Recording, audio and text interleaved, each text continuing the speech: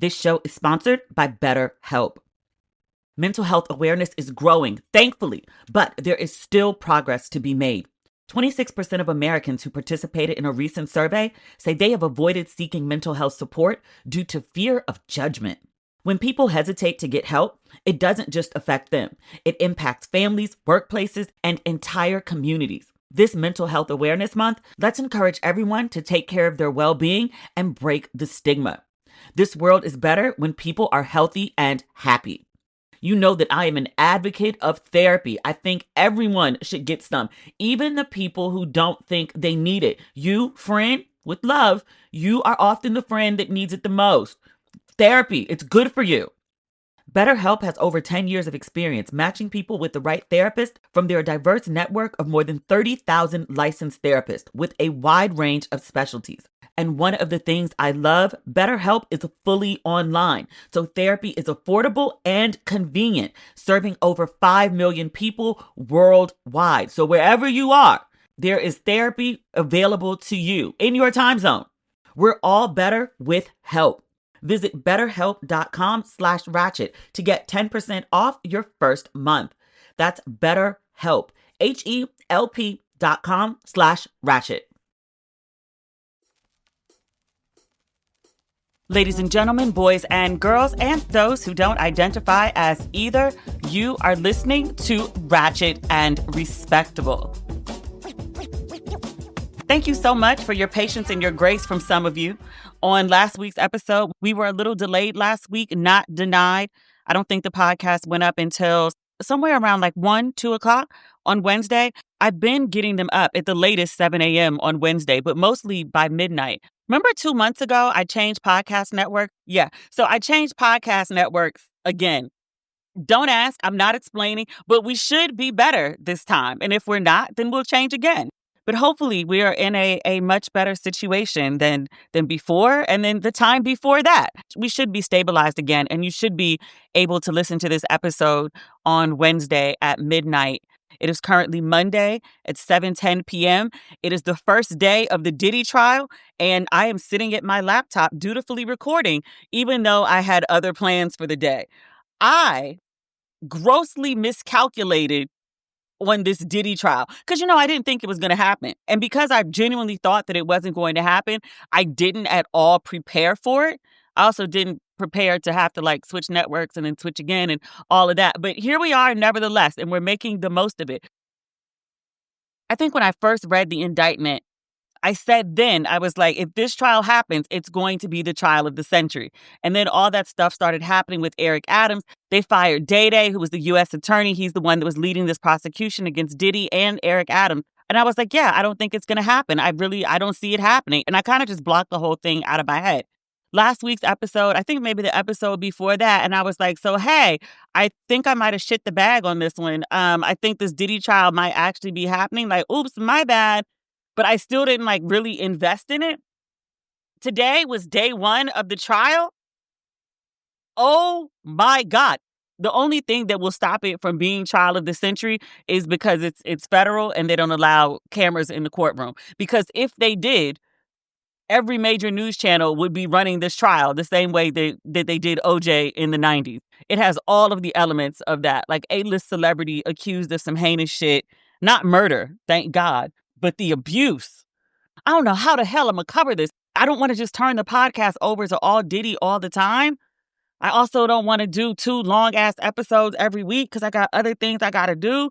Y'all do want merchandise. Y'all do want to see some world trips. Y'all do want a book or a show or interviews. Some of y'all stop doing the interviews. I hate them. I'm like, I love them. I love them. I don't know how we're going to cover all this. That's not the point. The point is Diddy's defense, his dream team, their defense is our client ain't shit. He's violent. He does drugs. He drinks too much and has a temper. He's got some sexual preferences that are really distasteful and you'll likely find appalling. He is not a good person. He's not on trial for that. He's on trial for these very specific things, including racketeering, including sex trafficking, and 1 count of transportation to engage in prostitution, for which he has pleaded not guilty. Those were the original charges. In April, last month, there were more charges added, an additional count of sex trafficking and one additional count of transportation to engage in prostitution. So the same thing, just 2 counts instead of 1.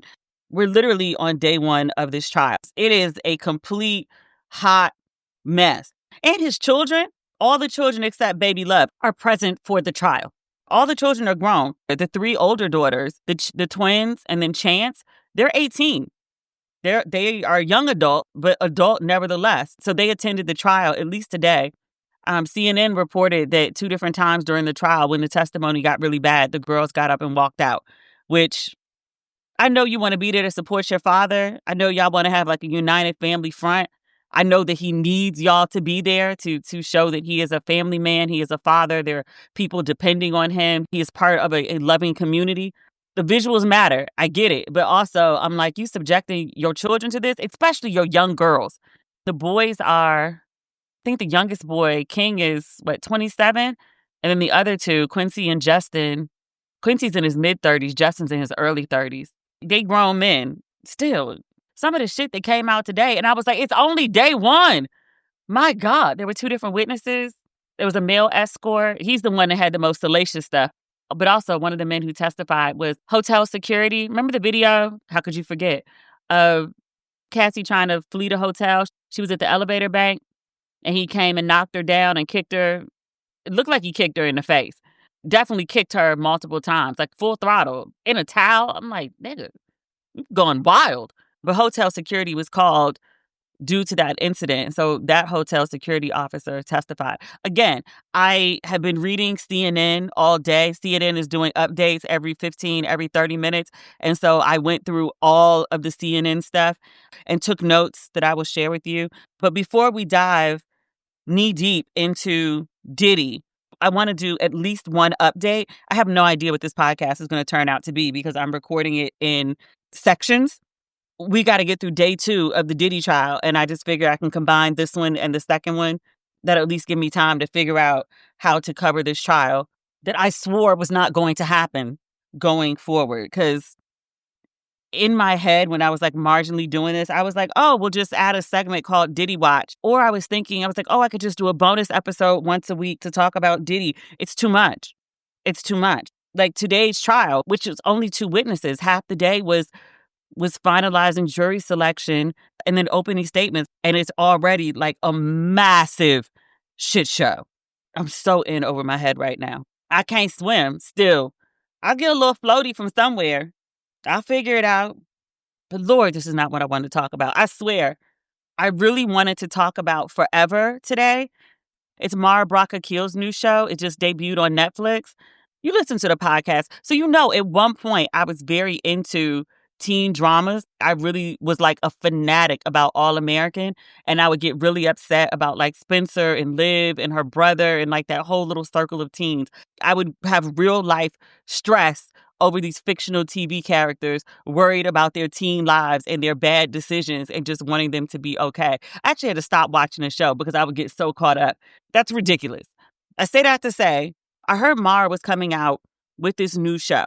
And I heard it was like, young adult teens, which I had decided, this is no longer my thing. But I like Mara.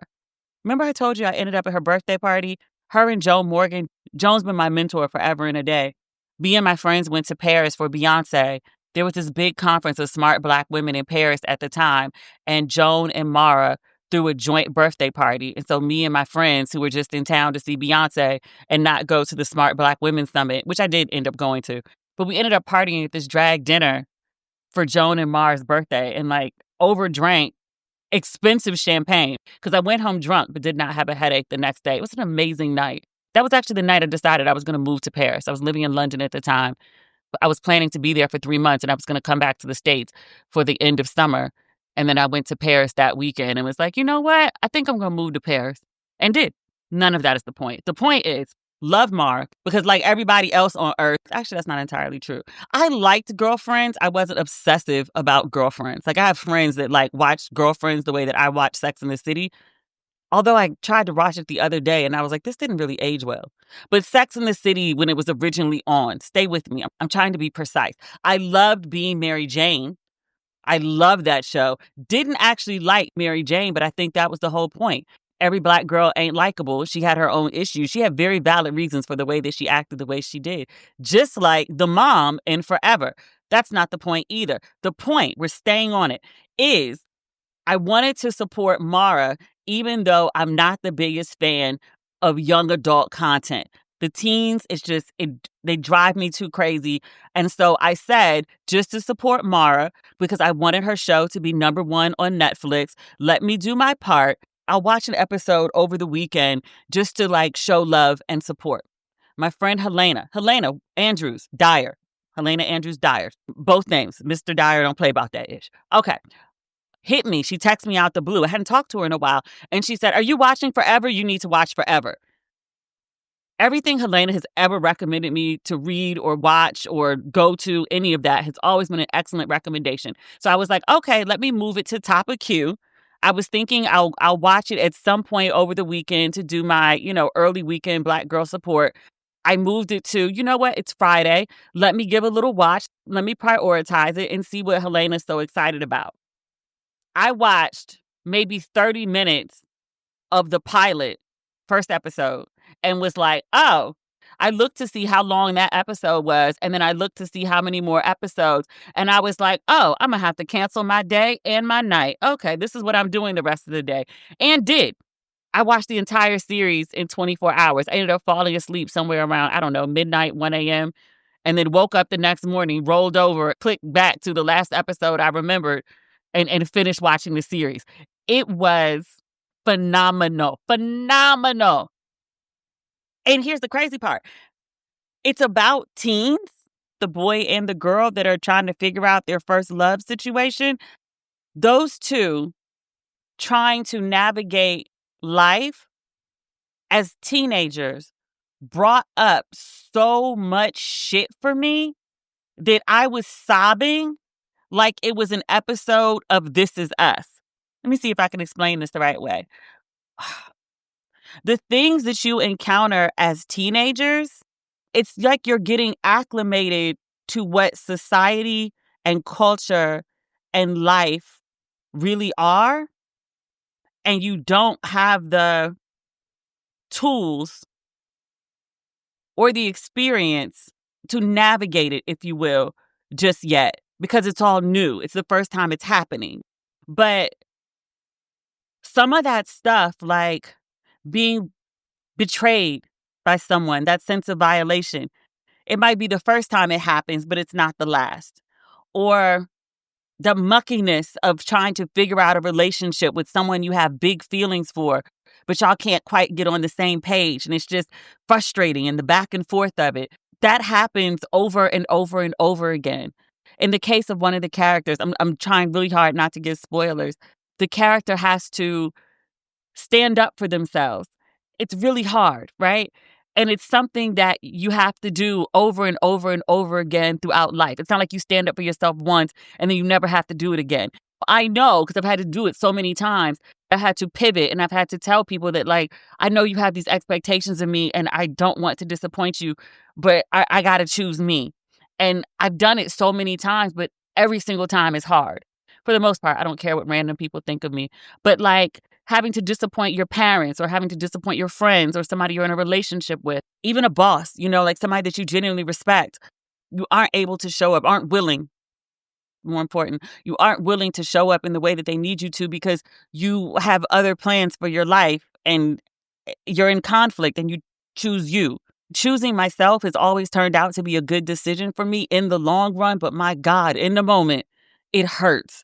And watching teenagers with their feelings so raw, this what I look like going through this shit? I mean, then and now. And watching two very pure people, I think, flawed, but both good people trying to make the best decisions that they know how, and then sometimes it's just falling on their face over it. Like that's life. But to see young people doing that and then devastated by it, and it just being the first time and knowing that it's the first of many, and like you're gonna be okay, but still the hurt in the moment, that first big scar that heals, but you're never quite the same. The loss of innocence. Ugh. I boohooed bad, like real, real, real bad. Without giving too much away, I'll say this too.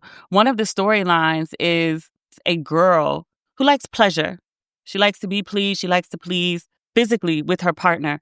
She's a teenager. She's got hormones and big feelings and a boyfriend. But she wants to explore parts of her sexuality. And, talking about teenagers having sex, even though everybody knows they have it, is such an uncomfortable topic, especially talking about teenage girls with knowledge of her sexual activity with her boyfriend. They are both equal, willing participants in this. He is not punished. He is not demonized. He is not ostracized. He is not ridiculed. If anything, he's more likely celebrated. He gets a win when the story comes out and she takes an L. That happens to women throughout their lives where it's like you're penalized for liking pleasure. I'm not telling you anything you don't know, but it's like men are allowed to say, I like sex. I like this kind of sex. I like this positioning of sex. I like to have sex with multiple people. I like to have sex with multiple people at the same time.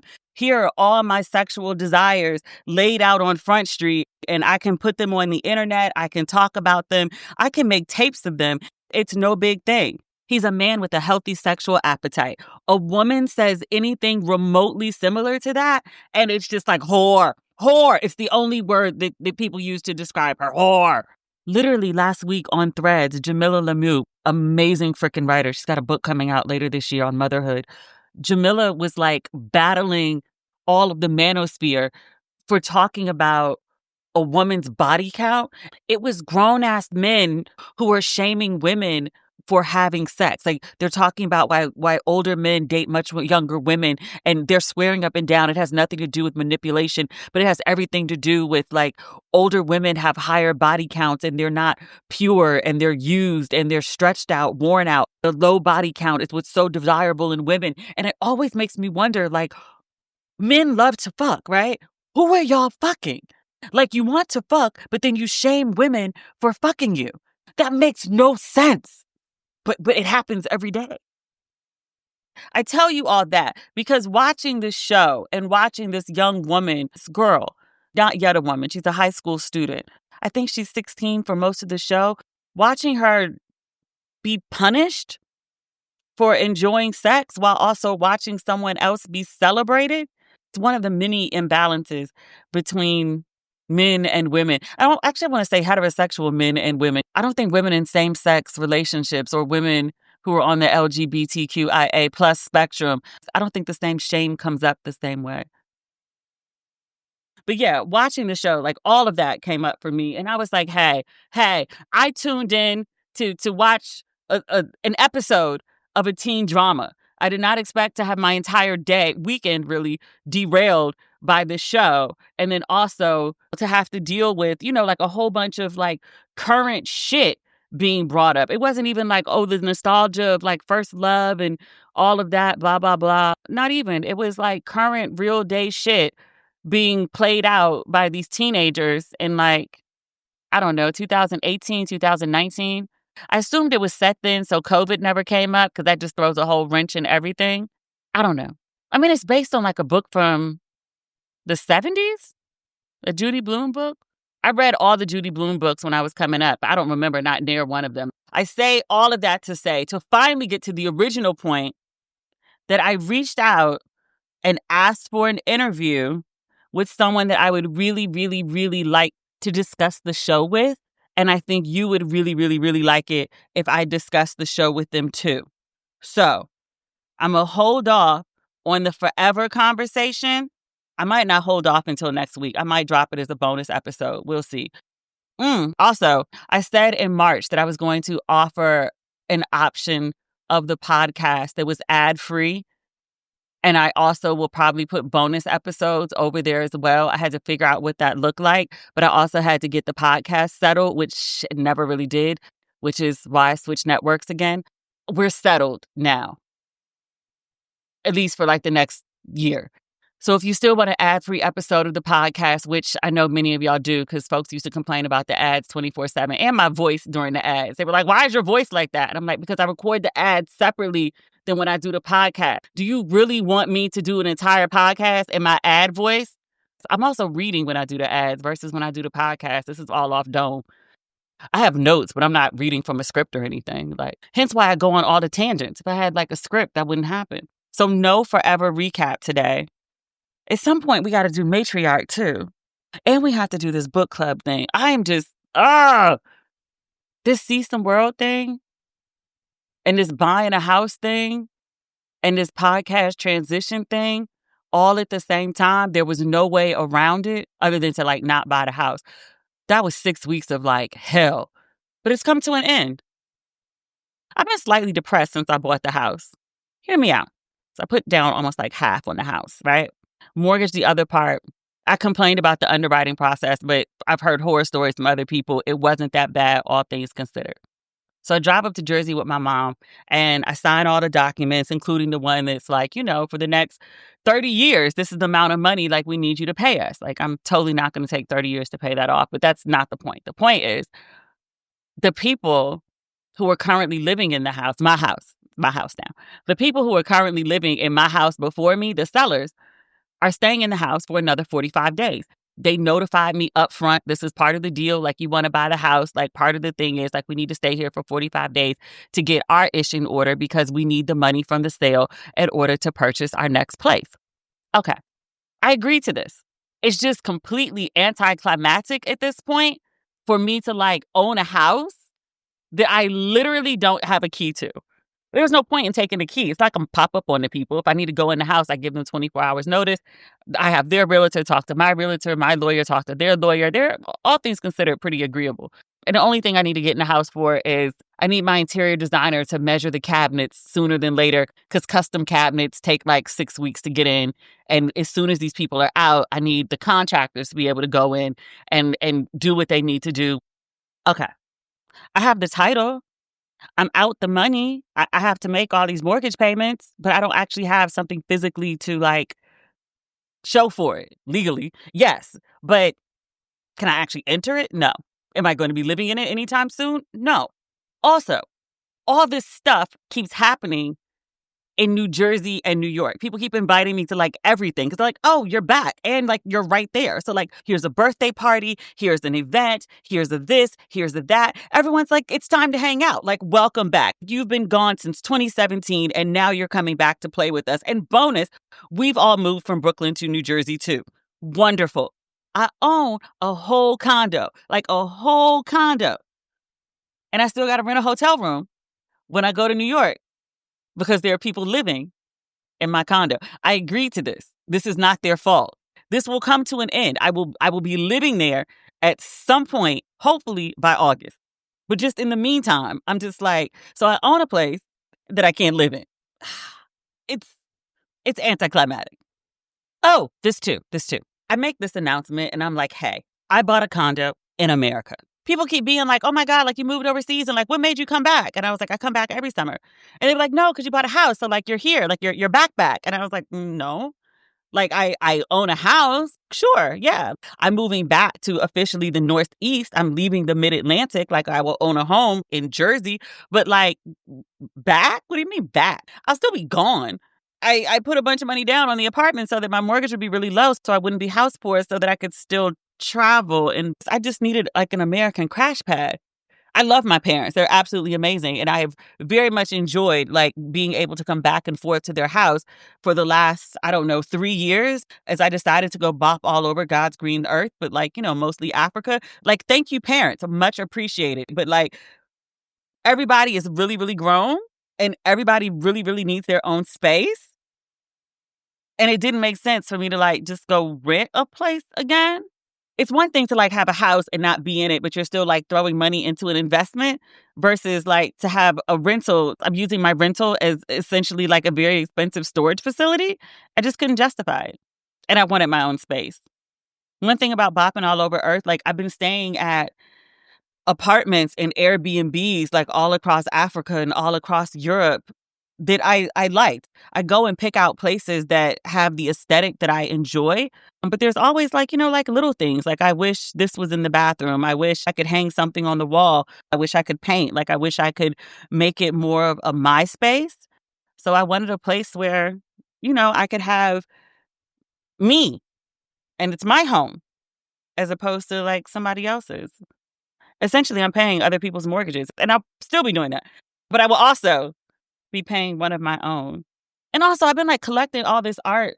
Like, I was spending so much money on art because I stopped buying bags at one point, which I was like, I should go back to buying bags because buying art is far more expensive. But I was like buying all this art from like all over the world. And I was like, I've actually built up like a pretty decent collection. I've bought good shit. And then it's just rolled up in literally tubes in the guest bedroom closet. I've got pieces that are, the artist's work is hanging at galleries around the world. And it's rolled up in a tube in my closet. I need my own place.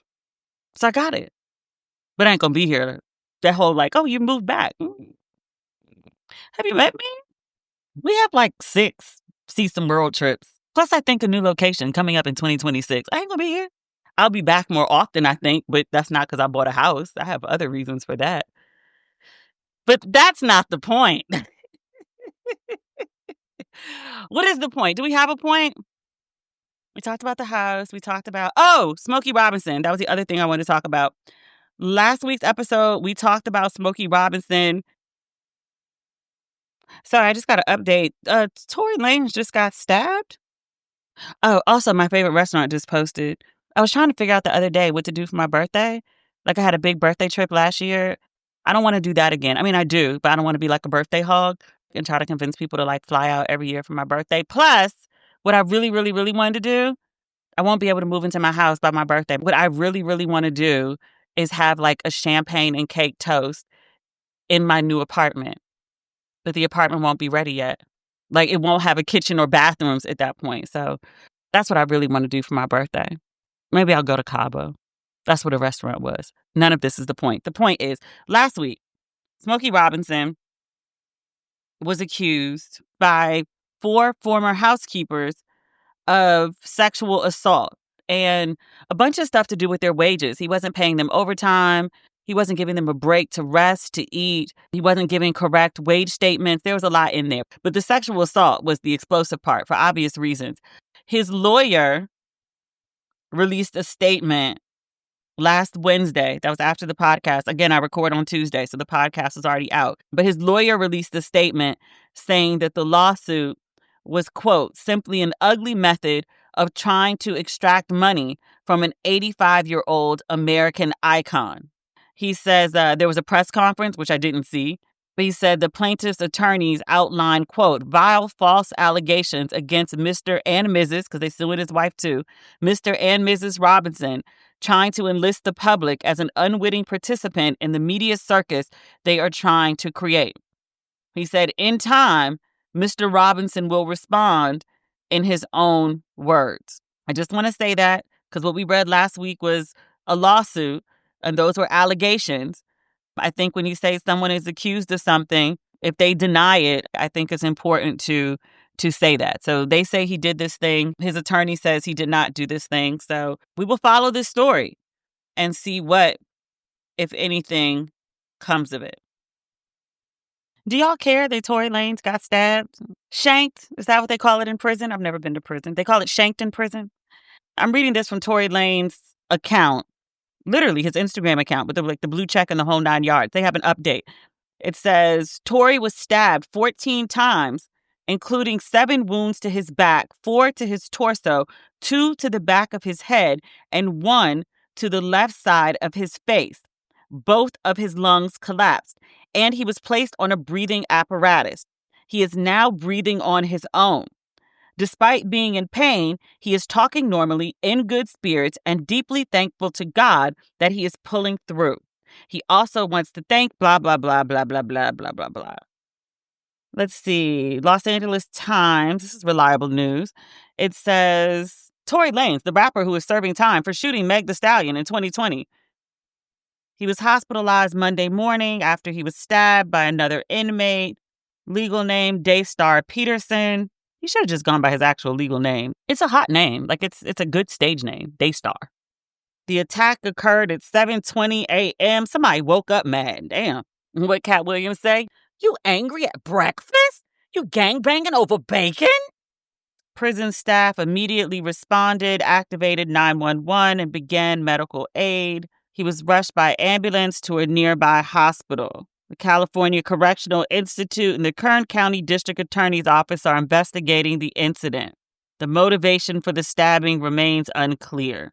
The 32-year-old Canadian musician was sentenced to 10 years in state prison in August 2023 for gun charges stemming from the 2020 incident in which he shot the Grammy-winning Savage artist, legal name Megan Pete, in the feet. They wrong for making that rhyme. I care as much about Torey Lanez getting shanked in prison as all his followers cared about Megan getting shot in the feet. I care exactly that amount. Niggas get shanked every day, B. Also, what was his relationship with the stabber and what was he wearing? That's important. Can we talk about Diddy now? You already know the allegations are sex trafficking. And I told you, like, a male escort was one of the people that testified. So we're going to have a lot of conversations that are about coercion and force and alleged rape. It's going to be a lot of nasty stuff that we're discussing. So if you want to tap out of that conversation, this is your most opportune moment to do so because it's all a shit show from here. All right, let's go because we have a whole bunch of ground to cover. I'm currently recording this on Tuesday at 2:17 p.m. As of today, Cassie has taken the stand. Just for clarity, I am summarizing from CNN. They're doing updates every 5, 15, 30 minutes as needed during the trial. So that's where I'm getting my information from. I'm only talking about the things that I find most relevant or most interesting or most what the fuck. If you want the full information, CNN.com. Under entertainment, they're doing full Diddy updates daily for the next 8 weeks. Let me get into my notes. We already talked about what exactly the charges are. 1 count of racketeering, 2 of sex trafficking, 2 counts of transportation to engage in prostitution, for which Diddy has pleaded not guilty. The prosecution alleges that between 2004 and 2024, 2 decades, Combs created a criminal enterprise using his business empire to engage in sex trafficking, forced labor, kidnapping, arson, bribery, and obstruction of justice. The part about him using his business enterprise is what makes this Fed charges and why he's got this racketeering conspiracy charge, aka RICO. What the prosecution is attempting to prove is you weren't just like some random, you were doing some crazy shit. You had some friends cover for you. You had some friends go, pick up some baby oil for some wild shit you like to do. It's like, no. You were employing them to do crimes. That's what he's being accused of. On day 1, there was a lot going on. The jury was finalized. It is 8 men and 4 women. Many people were like, 8 men? A lot of people have been freaking out about the number of men, and they're like, oh, he's absolutely getting off. The idea is that men will not be sympathetic toward the abuse of women. I can't call it just based on gender. I think overwhelmingly people, not just men and women, don't support survivors of sexual assault, of violence in interpartner relationships. It's overwhelming. Men, women, people who don't identify as either. I did see a couple legal experts pontificating that women tend to be harder on survivors of sexual assault situations because they think, well, if I was in that situation, I would have just left. I wouldn't have done that. They were saying that it could actually be in the prosecution's favor to have less women on the jury. Something else that came up was that the lawyers, both sides, one of the questions they were asking women who were being considered for the jury, have you ever been sexually assaulted? Do you have history with domestic violence or someone, close to you, your immediate family, your immediate circle? And they were having problems finding women that could answer no to those questions, which speaks to the prevalence of sexual assault, sexual abuse, domestic violence, mistreatment of women. I also think I read all the women are of color, 4 of the men are of color, and then 4 white men. And just of color, I was like, I need to know which colors. I'm like, do you mean like Latino color? Do you mean Asian color, Indian color, black color? What is of color? I need to see, which for obvious reasons, like I can't because there's no cameras in the courtroom. They're doing sketches. Apparently Diddy's like all gray, which, he's a man of a certain age. That doesn't surprise me, but I just never seen him all gray before. After the jury selection, there were opening statements. The prosecution said exactly what I expected them to. Like, hey, there was a grand jury indictment. We have made charges against this man for the things that I've laid out before. And over the course of this case, we will prove those things to you. This is like every basic prosecutor's opening statement. People think this trial is just about Cassie. It is, in fact, not. It is about Cassie, and there's another woman, Jane, who will also testify during the trial. Prosecutor also alleges that Combs sexually abused one of his employees. It says Combs forced her to perform oral sex and snuck into her bed to penetrate her against her will. Johnson tells jurors they're also hear from some of Sean Diddy Combs' other employees, including an employee Combs allegedly forced into the SUV with a gun, as well as one of his chefs, that's one of my friends, and other assistants. Just for clarity, I did ask the chef if she wanted to come on Ratchet and Respectable and speak. She said she did not. Johnson also described various records that will come up during the trial, including, quote, dozens and dozens of text messages about freak-offs, bills for hotel rooms, car services, damage to hotel rooms. More texts will show Combs directed his former girlfriend, Cassie Ventura, to take specific drugs before the freak-offs. There will also be video evidence. The videos defendant used to blackmail Cassie and to blackmail Jane. You will see them put on a performance high on ecstasy while they pretend to enjoy themselves because that's what the defendant said he wanted. I think it's important to note here that Combs' children are present at the trial, everybody except the baby. There's been a lot of discussion about that because people are like, oh my God, the girls, what are they doing there? They're children. The girls, while admittedly very young, are 18. They are adults. Now, personally, I would not want to sit in trial and hear these heinous things. Some of them, the defense isn't even like disagreeing with. They're like, I mean, yeah, he was into some new shit. I wouldn't want to hear about my dad. The girls are in court with their grandmother, and in the case of the twins, with their grandmother and their aunt. Diddy has a sister. They're all together there as a family. And then Chance, her mom is in court with her. Grandma, auntie, and mom think it's a good idea for the girls to be there because they sitting up in there. I was like, they're all in therapy, right? Are they coming to court every day? The prosecution opening statements was like, yeah, so we have tapes of some of the freak-offs so y'all can see for yourselves what's been going on. Diddy was recording this stuff. It was supposed to be used as allegedly blackmail so that Cassie or whoever, other people who were engaging in these situations wouldn't speak out. But it's now evidence in a trial. That's a lot. Also, I think worth mentioning, this didn't come up just yet. If convicted on the most serious counts here, I'm going to guess that's probably RICO, Combs could be sentenced to life in prison. So the stakes here are pretty high. The defense has taken, I was going to say unique, but maybe not so much so. It's the OJ defense. We talked about this at the top of the episode. They're basically like, yeah, our client is completely not shit. But that doesn't make him guilty of what the prosecution is accusing him of. Like racketeering, that's crazy. Transportation for prostitution, that's ludicrous. He ain't shit, but he ain't do all that. The defense is also arguing, which, not surprised, that Cassie was a willing participant in everything that happened. So they note that our client, Mr. Combs, had maybe some distasteful sexual preferences. He might be into some things that you're just like, disgusted by. However, that doesn't make him guilty of any of the big shit. And also, the girlfriend of 10 years, they're saying Cassie could have left at any time. They're saying that she was a willing participant in all of it. So they was both into some freaky shit. It is what it is. You might think it's a little different, unethical, disgusting even, but it doesn't make it a crime for two consenting adults to be into swinging, threesomes, escorts, baby oil. They actually literally made a joke about baby oil. And they were like, hey, he likes baby oil. He likes a lot of baby oil, but that isn't a federal crime, which is true.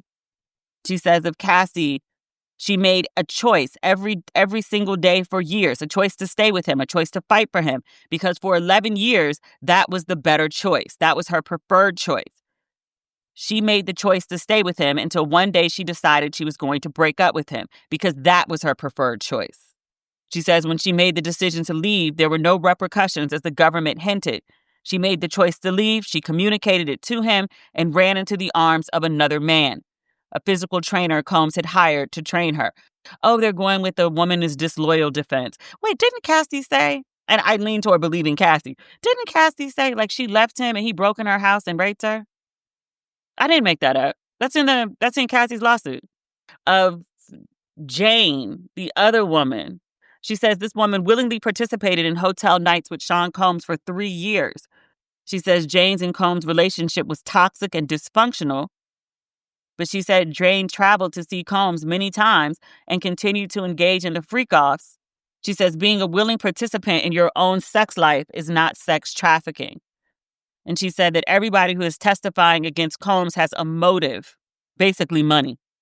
I'm like, this is so much for day one. I was like, it's only 8 hours in a day, and they got all this accomplished? Dude. Prosecutors called their first witness. That was the hotel security. He got a call that there was, quote, a woman in distress on the 6th floor. He said he stepped out of the elevator and saw Sean Diddy Combs and the woman in the elevator lobby. He testified that Combs was sitting in a towel and socks, and he had, quote, a devilish stare. He says Cassie looked scared. She was sitting with her hoodie pulled up. He escorted Combs and Cassie back to the hotel room. At one point, Combs told Cassie, "You're not going to leave." The security said that if she wanted to leave, then she would. It says once they reached the room, the security guard kept the door propped open. He testified there was another man in the room, but he wasn't engaging in conversation with any of them. Security also says Cassie eventually left. He caught up with her in the valet area of the hotel. He said she had a purple eye. He asked her if she wanted to call the police, but she repeatedly said she just wanted to leave. After Cassie left, he went back up to the hotel room. He said Combs approached him with a wad of cash that he, the security guard, interpreted to be a bribe. He said he declined the cash and told Combs he'd be charged for any damage, and he told Combs to stay in his room. He did file an incident report, but he did not call the police since neither Cassie or Diddy wanted to press charges. And this is the point that they play the video, the one that was all over CNN of Cassie getting assaulted in that elevator bank. That was the first witness. There's a second one. He's a male escort. He said 2012, 2013, he was managing a male review show. He managed male strippers for women. He said somewhere around 2012, his boss asked him to go to a hotel for a bachelorette party. He said he thought he was going to do a little striptease. But he arrived at the hotel around midnight. He found that Cassie was the only woman there. He said she had on red lace lingerie with high heels, a red wig, and dark sunglasses. It sounds like she's dressed like Little Kim. The woman, Cassie, said it was her birthday. She said her husband wanted to do something special for her. She asked the escort if he would rub baby oil on her and give her a massage. And wherever things went from there, it was based on how comfortable the escort was. He says Cassie gave him a few $1,000s, and she said she would tip him after everything was over. The escort says he went in the room. He saw a man wearing a white robe, a hat, and a bandana covering his face from the nose down. He said he immediately recognized the man as Sean Diddy Combs. Pause. In 2012, Diddy had been famous for like 15 years, like mega famous for 15 years. He didn't think people would recognize him just because he had like a hat and a bandana on, especially if he spoke. Like, you're a rapper. You might have ghostwriters, but you're a rapper. Like, we have heard you on the radio for like over a decade. Like, I recognize your voice. But like, I have a podcast. Sometimes when I'm out with my mom, people will hear me speaking and walk up and be like, Demetria? Because they recognize my voice. I don't have 1% of the fame of Sean Diddy Combs. Nigga, you thought nobody was going to recognize you? Okay. The escort continues. He says Diddy didn't truthfully identify himself, which was fine. Cassie told him that her husband wasn't gay and wouldn't try to touch him. He said that, they did the whole baby oil thing, and then he had sex with Cassie while her husband, quote unquote, husband, Combs, was sitting in the corner masturbating.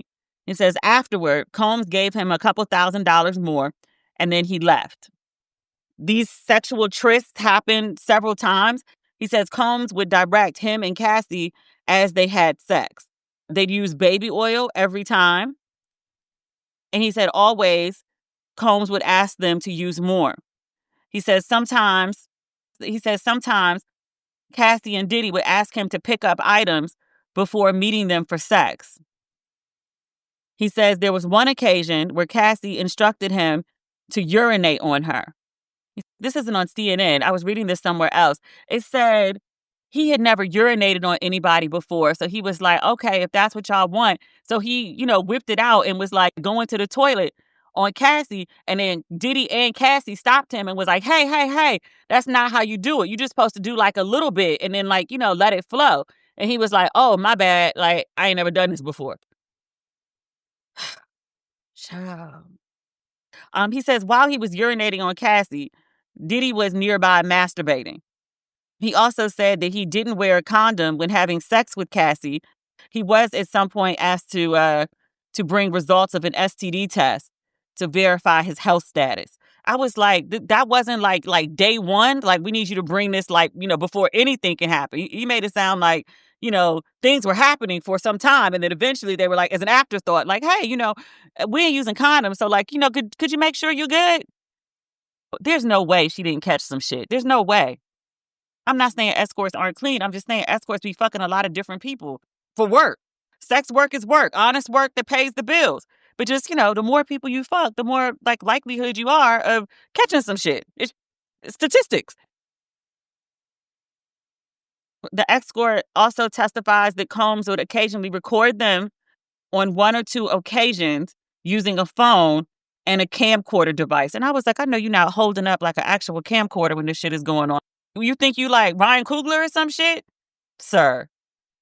Also, I don't have this in my notes, but I do remember reading it on CNN. It says Combs at one point had taken a picture of the escort's license, which obviously has his address or some permanent address that he had at some point. If not his, then likely his family's. He said he was taking it, quote, for insurance, and the escort received that as a threat. There was also another incident he spoke of where he saw Diddy drag Cassie by her hair. I think he said she was on the computer. He asked her to come do something, and she said something like, give me a minute. And then he got up and snatched her, grabbed her by the hair and into the bedroom. And he said he couldn't see, but he could hear her apologizing, and it sounded like Combs was slapping her. He said they were in the bedroom for a minute, and then Combs came out and was like, hey, can we finish what we got going on? And the guy was like, no, I'm not comfortable with that. Because you just beat her up. And the prosecution asked, they were like, well, hey, you saw this. Why didn't you, say something, do something? He said, I felt my life was in danger too. They asked him, they said, you didn't have sex with her that day. Did you continue working with the couple? And he said, yeah, I did. He felt like he and Cassie had a friendship. And I was like, nigga, what? I get having a friendship with your hairstylist, right? Or your wardrobe stylist, or your nail tech. Y'all sit there and y'all actually talk about shit.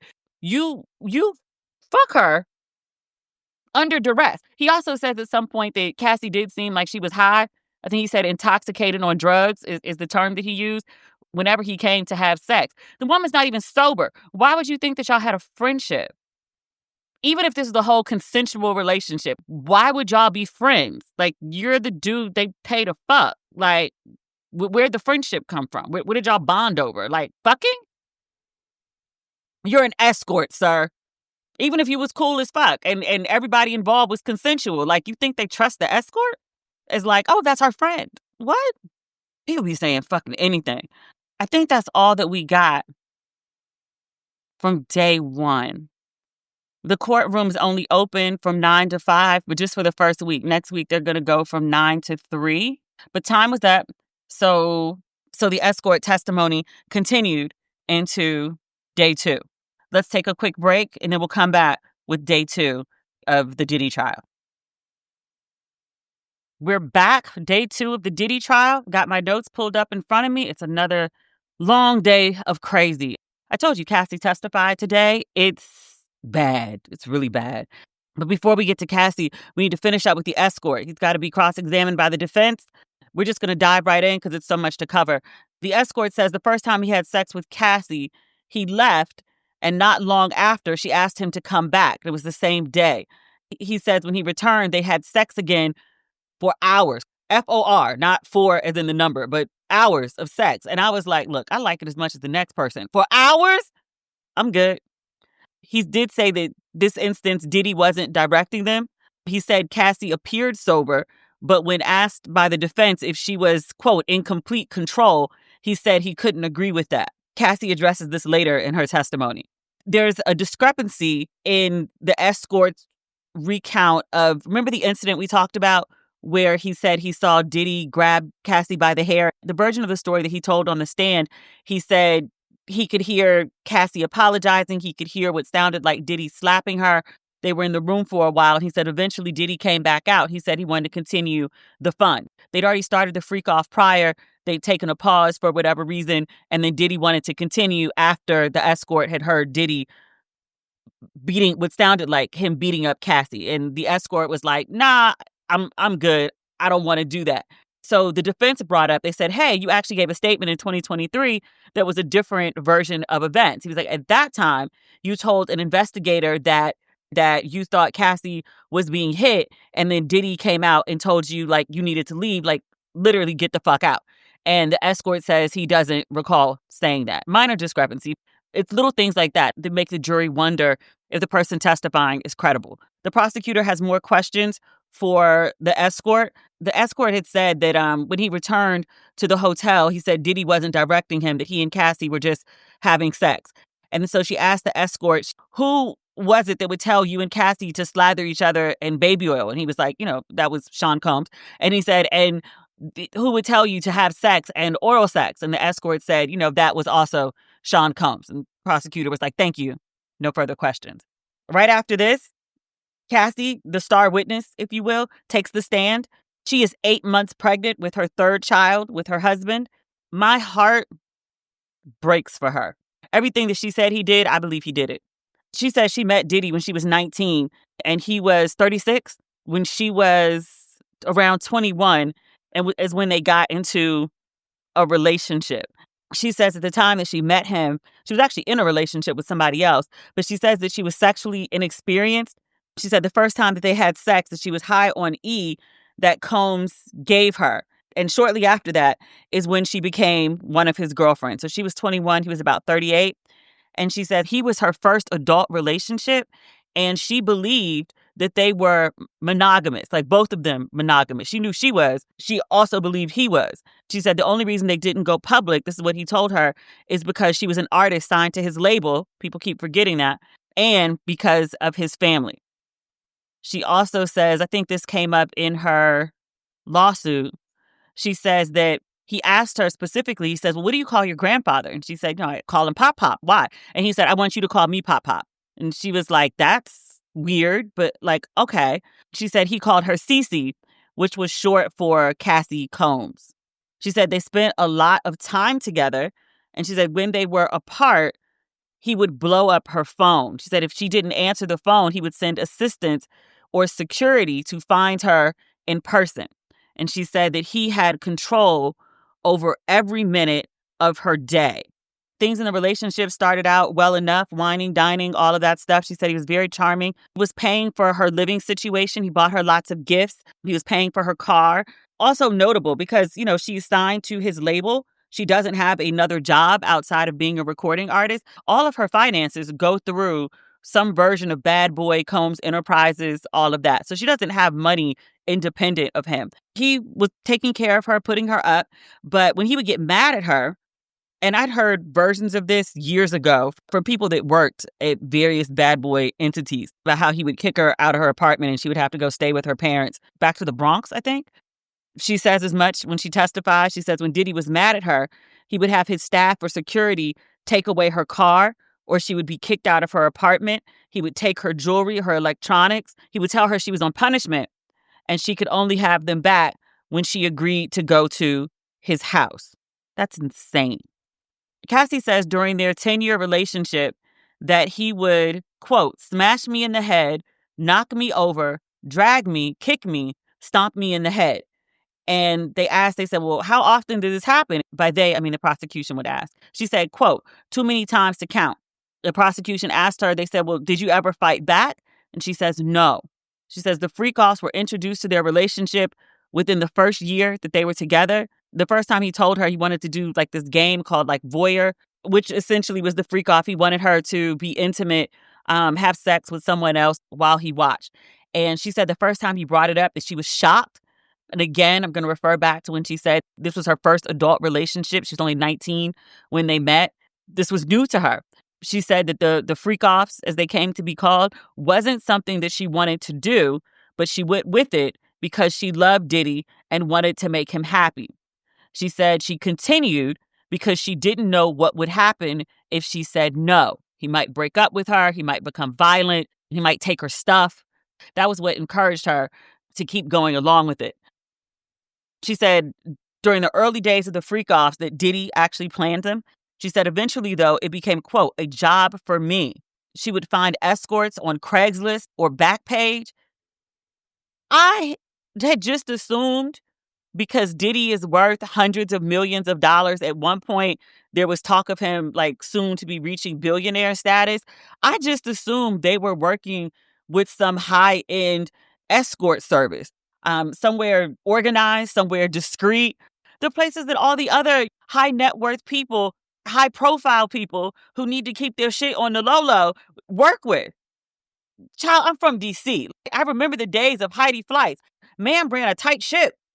I was like, they ain't got nobody out here working as a Heidi flights? Surely they do. Your ass was too cheap to pay? You was on Craigslist and Backpage like you was working a 9-to-5 for $60,000 a year. Really? Really? Cassie said Combs had to approve the escorts. She would find them, give him options, but he had to approve them. The escorts were paid between $1,500 and $6,000 per session.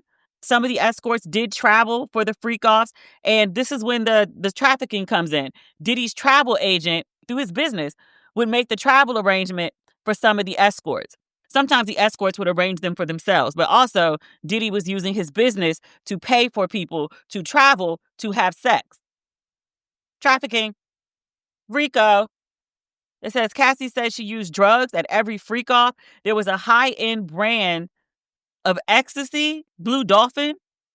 I'm green. I don't know nothing about this. I know about weed. Shrooms. I was living in LA. Everybody was doing shrooms. There's also a big shroom community in DC. They do timed highs at dinner parties. Whole bunch of fancy to-do people. Parents. They all send their kids to the same babysitter. They're sober in time to go pick up their kids. On time, no less. I've told y'all about this before, right? I don't go to them. I just know about them because, people tell me shit. I don't do drugs.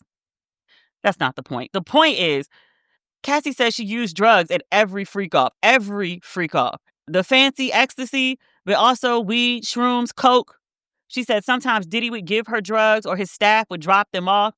She said, quote, someone would drop off drugs to me wherever I was. Rico! She said the first freak-off, she drank and she was high on E that Diddy had given her. She said he managed every detail, including her outfit. She said that she felt dirty and confused afterward. She said the freak-offs could last 36 hours to 4 or more days with some breaks. This is the second time she refers to the freak-off as, quote, a job. She was taking all the drugs as much to numb herself, but also because she needed to stay awake the whole time.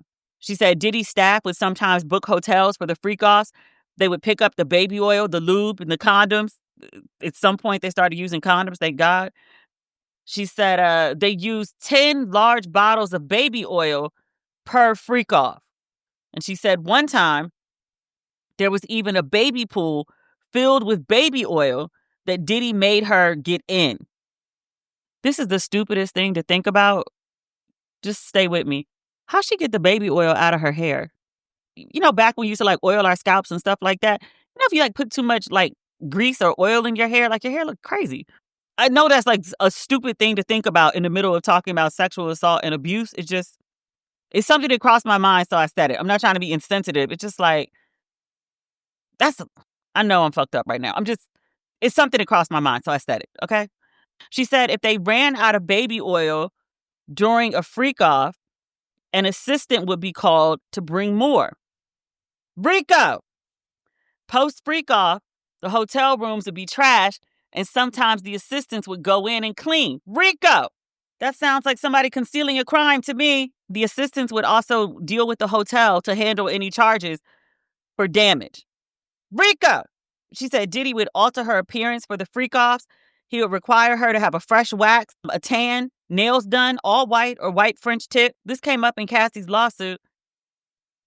Clearly, a lot of things went wrong in his life for him to get to the way that he's treating Cassie and other women, because Cassie's not the only one for sure. You don't just turn 36 and decide to start doing crazy shit like this. Clearly, several balls were dropped on his life journey.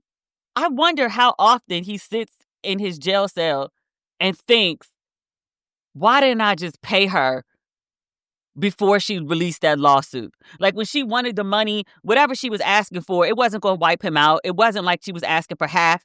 Whatever she was asking for, was it not worth it for everything that's come since that lawsuit became public? Like it came out, he settled it the next day, but Pandora's box was already open. Like the information was out there, and then like a whole slew of lawsuits came down the pipeline after that. One of them being a grand jury indictment that landed him in jail for like, the last few months? Yeah. I just wonder how many times he thinks about, why didn't I just cut the check? I'm not saying this jokingly. The woman who gave me the phrase, and with her permission, I put it on shirts. She's very flattered. But the woman who I got the phrase from, like every time we would hear business that we had no business hearing about rich people, she would be like, cut the check. Cut the check. Why didn't you cut the check? You had the money to make this situation go away. Why didn't you cut the check? She's a funny lady. It's very dry humor. She doesn't mean to be funny, but she's fucking hilarious. But she would just like start screeching, cut the check, cut the check. I think of her in this moment. Why didn't he just cut the check? He probably could have avoided all of this. All you needed is one person to have the huevos to come forward. Cassie did. And then 20 other people came forward too with lawsuits and pictures. I'm still waiting to see the video that the producer he didn't pay. That's another one.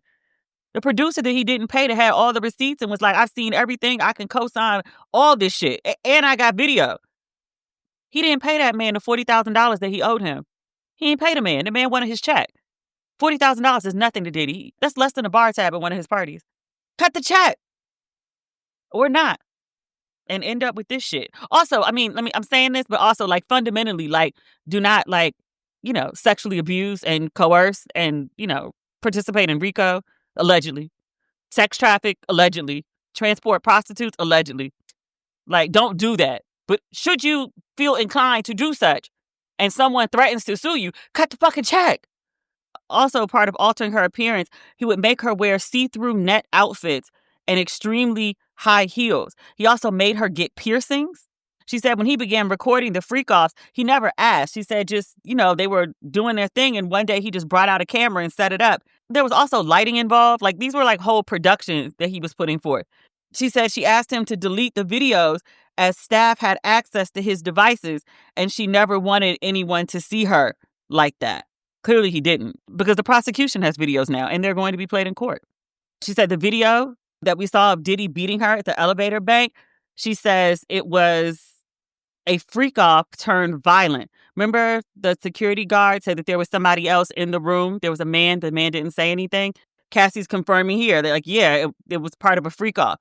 They were doing the freak-off, and she said Diddy hit her and gave her a black eye. And then he went to take a shower. She said she ran out of the room barefoot while he was in the bathroom. She said the day that whole thing happened, it was the day of her first big movie premiere, and she didn't want to mess it up. And I was like, oh, that's why he did that. He forced you to have a freak off, which, obviously he knows that you find this degrading and humiliating and all of these things. That's part of the intent. That's what he gets off on. He punches you in the eye so you don't go on the red carpet feeling yourself. And then when you actually have the audacity to leave because he knows that this is something that matters to you, he comes down the hallway and y'all are in public. This isn't some shit that's happening in the room. Throws you on the floor and then specifically kicks at your face to fuck up your face so you can't go to the premiere. He doesn't want you to have a special moment, start feeling yourself, start feeling good about yourself, feeling like you might be somebody, like you might have arrived or done something good. He doesn't want the possibility of you having any more opportunity other than that which he allows you. He's trying to fuck up your shit. It's the same shit. Like you're dating somebody. Every time you have something like important to do, like they always like run late or they start an argument. They just want to throw you off. This is the more extreme version of somebody doing that. Some real hater shit. Some real I don't like you shit. If you have a partner that is doing, not necessarily throwing you down and kicking you in the face or punching you and giving you a black eye, but always seems to sabotage like your best moment, they hate you and you should leave. People are like, Demetria, why are you always telling people to leave? Because a lot of mofos are in bad relationships they need to get the fuck out of.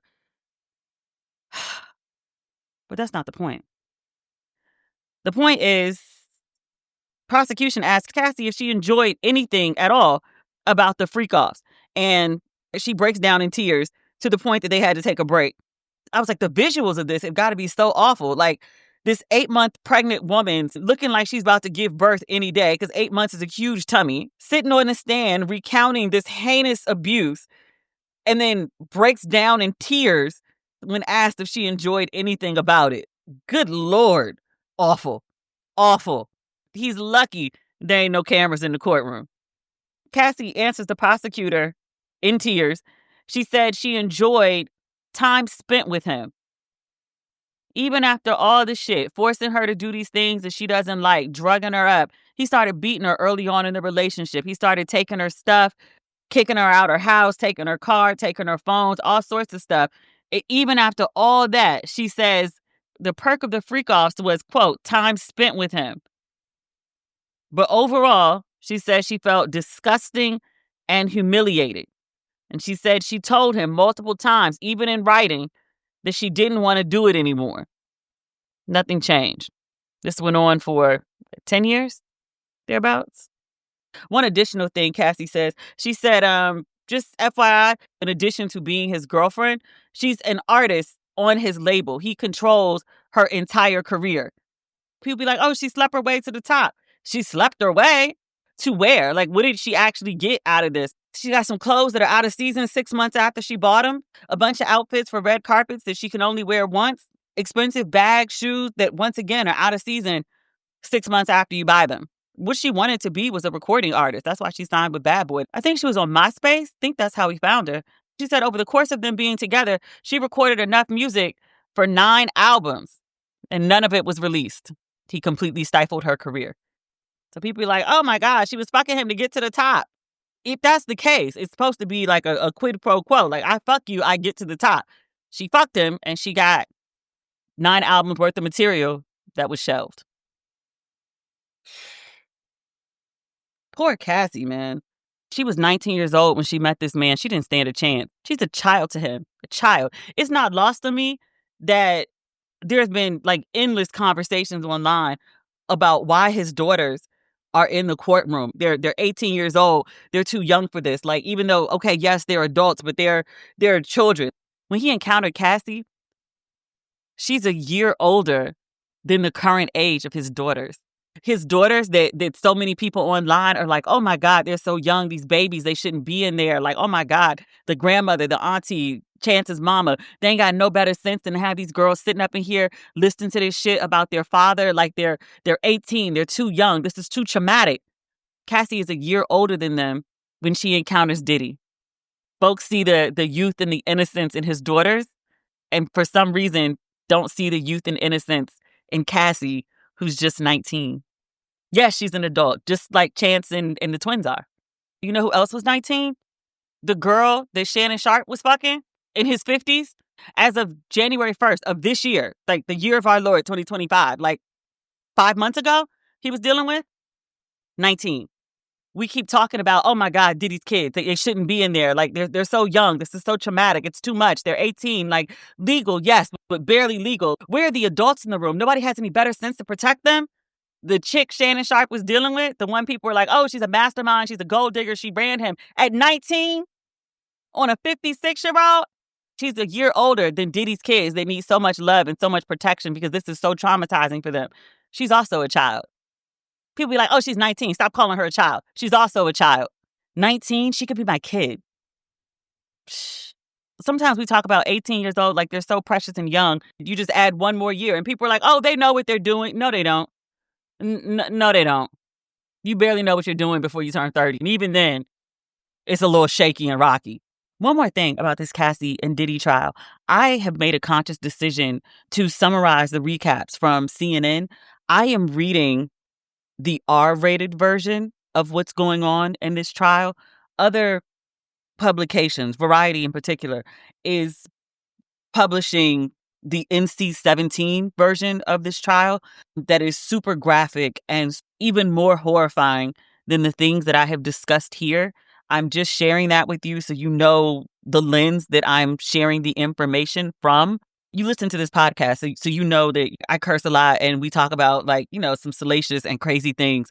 It crosses my comfort threshold for some of those descriptions to come out of my mouth.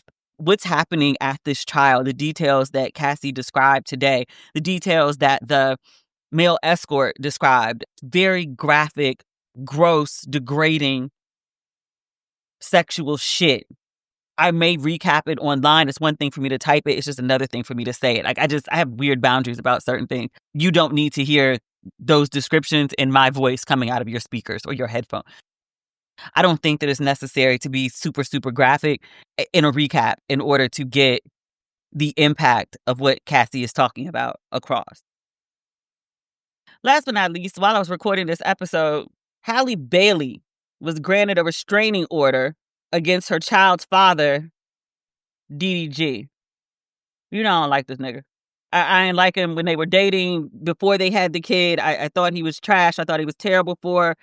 He seemed like a halfway decent father. I am of the belief that you cannot be abusive mentally, emotionally, psychologically, financially, physically to the mother of your child and still be deemed a good father. Halle Bailey, she says she claims that Diddy chipped her tooth, destroyed her Ring camera, and did something that left her bruised up, because there are pictures showing her bruised up arm and her chipped tooth all over the internet right now.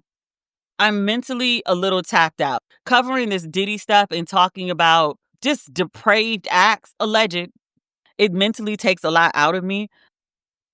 Oh, fuck it. Here we go. Reading this on TMZ. It says documents filed Tuesday in LA. Halle Bailey claims things first got physical between her and Diddy back in January. TMZ notes that they broke up in October. So 3 months later, Halle says Diddy came over to pick up their son, Halo, and she tried to start a conversation with the rapper about a child visitation schedule. She says she was buckling Halo in the car seat. She says Diddy grew agitated and repeatedly said, "Get out of my car, bitch." Halle says the baby was crying and she got nervous about Diddy leaving with him in such an agitated state. She said that's when they started wrestling, with Diddy pulling her hair, slamming her face onto his steering wheel, and chipping her tooth. Halle says she was in pain and crying, and although that stopped the fighting, she was still worried about Halo. So she remained in the car for the ride over to Diddy's house. She told his family what happened. They told her they'd take care of the baby. She left, quote unquote, hysterical, with bruises on her arms. She requested a restraining order and she attached photos, which TMZ has published on their site. You can see the bruises on her arms very clearly. You can also see that she's got a visibly chipped tooth in the front. In March, TMZ reports that Diddy, quote, creeped her out when he showed up at her home, entered without permission, went to her bedroom, and texted a pic of Halle's empty bed to her, along with the caption, "Now I know what you've been on. LOL." Halle says she interpreted the text as Diddy accusing her of having sex with other people. Mind you, they've been broken up since October. She says 4 days later, Diddy came back to her house. She told him that she and the baby were sick. We've heard a version of this story from Diddy's perspective. She said that she didn't want Halo to leave home. She claims that's when Diddy got verbally abusive. He smashed her Ring camera and he ran away with Halle's phone. She claims as he drove off, he threw her phone out the window and yelled to her, "Go get it, bitch." The incident prompted Halle to go file a police report, and she also says she has Ring footage to back up her side of the story. TMZ notes the same thing I did. that around this time, DDG was online claiming he had been fighting to see Halo for months. So for anybody wondering, so like, why is she filing a restraining order now? Well, because last weekend, Mother's Day, like Sunday and Saturday, like a couple days ago, she said she was vacationing with Halo and her sister in St. Lucia. She said DDG texted her links to social media posts claiming that she was on the island with singer Brent Faiyaz. TMZ has screenshots of her phone of DDG sending the links. He sent a picture from some website. I'm zooming in. I can't make out what the site is, but it's a news story claiming that Halle is traveling with this male singer. And then the caption is, "This foul, bet." Then there's another picture of the singer. It looks like it's from the singer's page. I think he's trying to put two and two together and be like, well, I see you posting pictures at the beach, and then I see something that looks, similarly beachy in his background. So, like, y'all are in the same place. Very Insta sleuth. He sends another link from something that academics posted on X. DDG can't see his son because Halle took Halo to go be with Brent Faiyaz in St. Lucia is treacherous. If y'all are broken up, I fail to see the issue here. DDG writes to Halle, he says, "You think you hurting my feelings when you really just ruining your own image. This is a terrible look. Makes you look disgusting and evil. Enjoy your vacation. Happy Mother's Day. But just have the same energy when it's my turn to have him. I'm on the same shit." Nigga, what? I'm going to repeat what TMZ said. They broke up in October. It's May. What exactly is the problem if she wants to go on vacation with somebody else? He be having a kid around everybody. She can't have a kid around nobody. Halle replied to DDG, quote, "Not with any man out here. I wouldn't do that. I have Halo. Please let me enjoy my Mother's Day in peace. I hope you are okay and feel better soon." A judge has granted Halle a domestic violence restraining order requiring DDG to stay 100 yards away and gave her permission to take nearly 18-month-old Halo to Italy, where she'll be filming a movie for 2 months. TMZ also has video. DDG streams like 24/7. He was on live stream when he got the TMZ alert that Halle had filed for and been granted a restraining order against him. He seemed very confused. He was like, "Why? I don't know what could happen. Like, why would this happen?" Like, basically, like, she's fucking with me. His friends were encouraging him to shut the fuck up and was like, "Hey, we're live. Like, people can see you. Like, shut up." And he just refused. And I was like, please listen to your friends in this moment. Like, please walk out this scene and go call your lawyer. Also, according to the judge, this is very important as well. The judge said that DDG has to stop posting or streaming about Halle and Halo. Halle says that her ex has been whipping his fans into a frenzy by trashing her when he live streams. I ain't never like him. I got a little soft when I was seeing him with Halo all the time, but I ain't never like him. I wish Halle the best. Her over in Italy is probably a much needed break. Get her head together, put some distance between them. Hopefully DDG can get some help because clearly he needs it. Halle has a chipped tooth and you could visibly see bruises on her arms. Unless you believe that, somebody else did that shit or she did it to herself somehow and is just making the shit up to blame DDG, that would make her like completely insane. I mean, based on the shit he does online, it don't seem far-fetched. I keep talking about, like, you need to behave publicly where people can see you in a manner that if you get accused of some crazy shit, like some really crazy shit, people are like, no, that I couldn't see that. Like, As opposed to like, oh yeah, I could see that. He seemed like the type that would do that. Remember when exactly. Behave in a way that people want to give you the benefit of the doubt that you didn't do the dumb shit. I'm just saying, try to manage your public persona. Try. Best wishes to Halle and Halo. I hope they are both well. DDG, I hope he gets help. She had to deal with this man for the rest of her life. People be like, oh, it's 18 years and it's done. No, you bonded for life.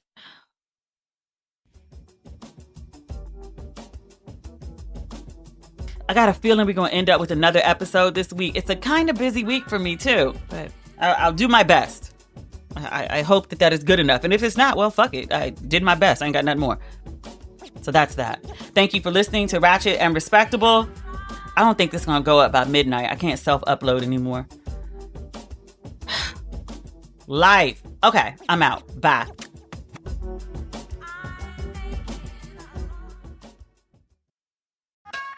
McCrispy strips are now at McDonald's. I hope you're ready for the most dippable chicken in McDonald's history. Dip it in all the sauces. Dip it in that hot sauce in your bag. Dip it in your McFlurry. Your dip is your business. McCrispy strips at McDonald's.